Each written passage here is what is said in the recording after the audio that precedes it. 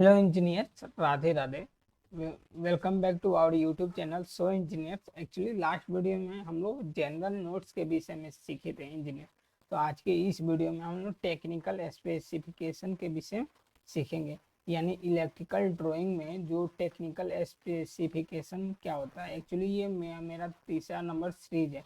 ठीक, electrical drawing को अगर आप फॉलो कर रहे हैं उसमें बहुत अलग अलग सीट होता है। पहला नंबर इंडेक्स शीट था, दूसरा नंबर मैंने जनरल नोट्स के विषय में बता रखा हूँ। अगर आप नहीं देखे हैं तो देन जाके मेरा प्रीवियस वीडियो देख सकते हैं।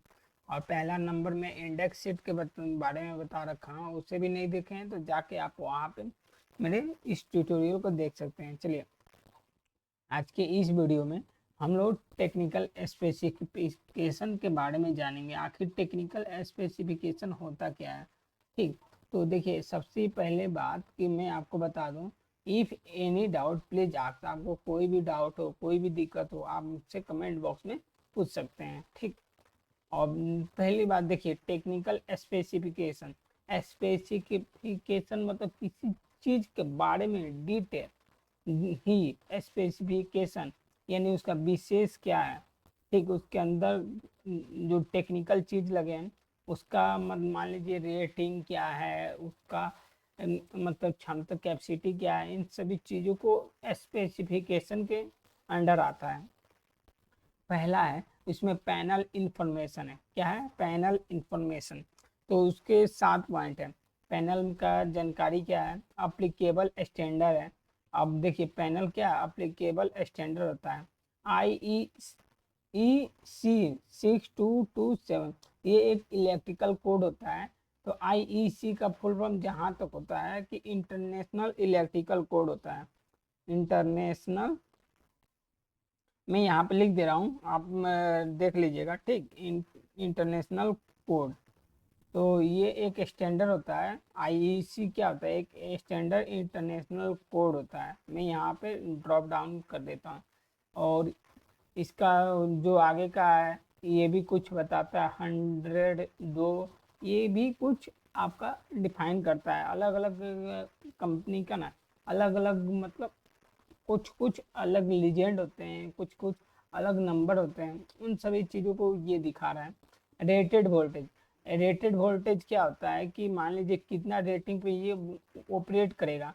तो रेटेड वोल्टेज ना 7.0 केवी रहता है, किलो वोल्ट में है।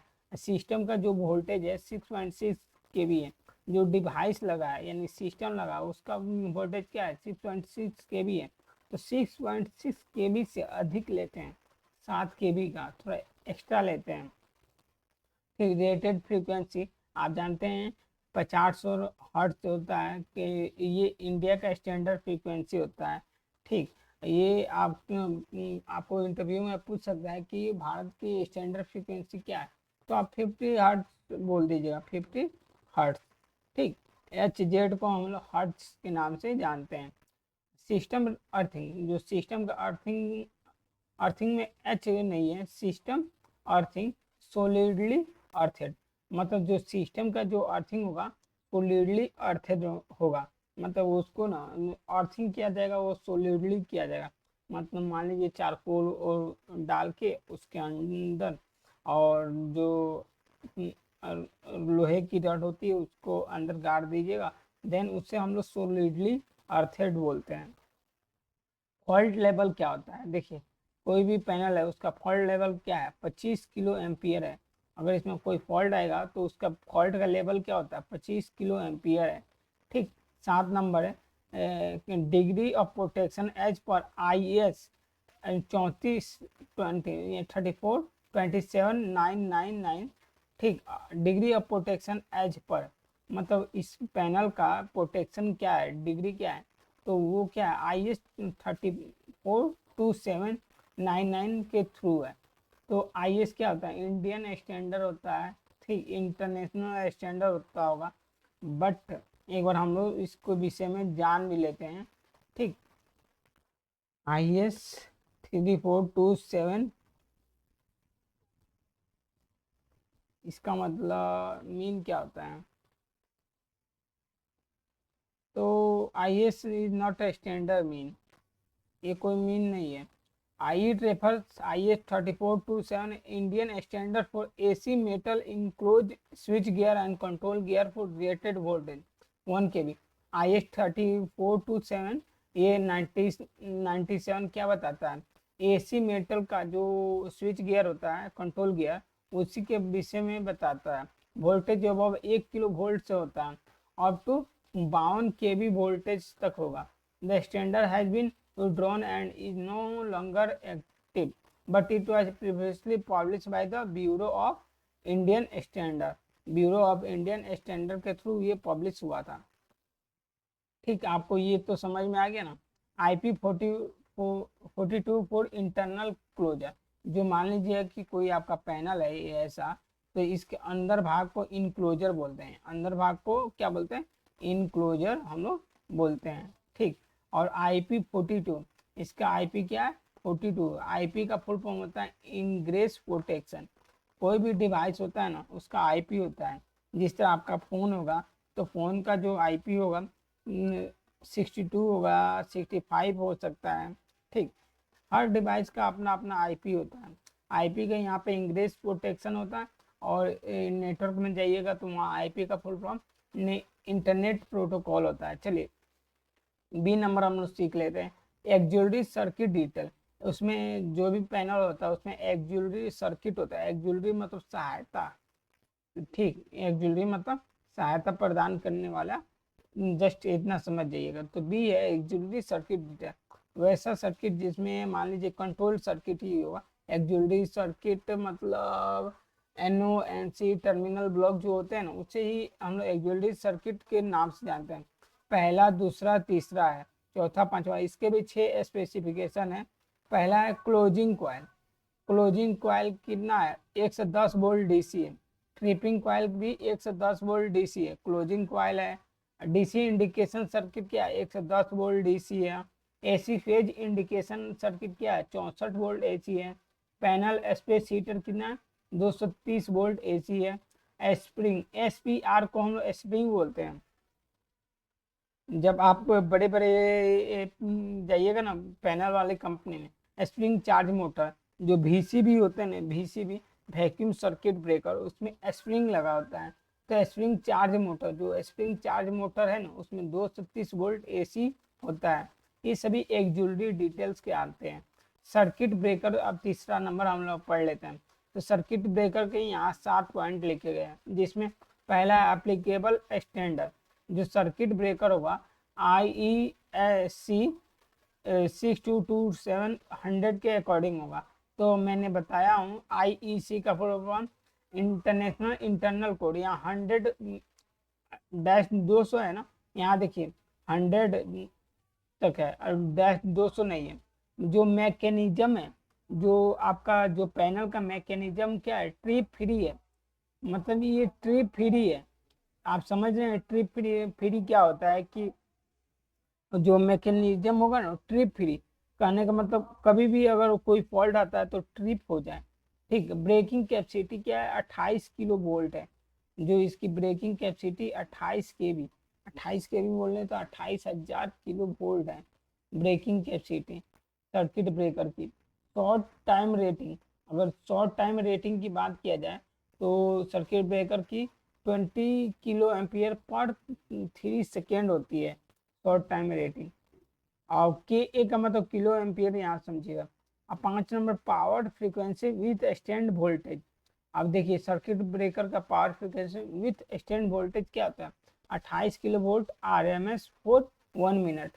RMS का full form root mean square होता है। फॉर 1 मिनट के लिए वो उसका पावर फ्रीक्वेंसी क्या होता है कि विथ स्टैंड वोल्टेज 28 kV होती है।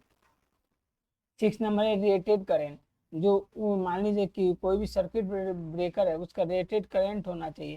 तो ये रेटेड करंट क्या है, 630/800 एम्पियर।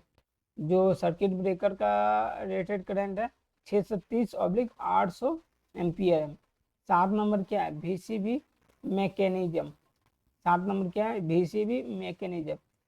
तो VCB का मैकेनिज्म क्या है, motor operated spring charge mechanism.